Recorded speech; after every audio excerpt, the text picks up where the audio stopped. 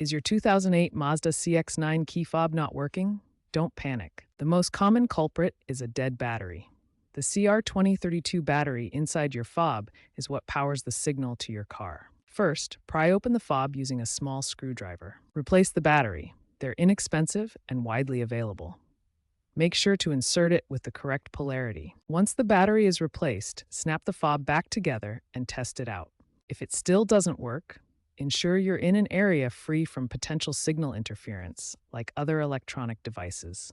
Try moving closer to the vehicle when attempting to use the fob. If problems persist, move on to reprogramming. If a new battery didn't solve the issue, your key fob might need reprogramming. Mazda discontinued official support for reprogramming tools for this older model, but a common DIY method involves cycling the ignition key. First, insert the key into the ignition. Turn it to the on position 5 times within 10 seconds. Then, press the lock or unlock button on the fob to try and pair it with the vehicle. If this doesn't work, you might have an antenna issue. The car's keyless entry antenna can corrode or fail, often located in the rearview mirror or door pillars.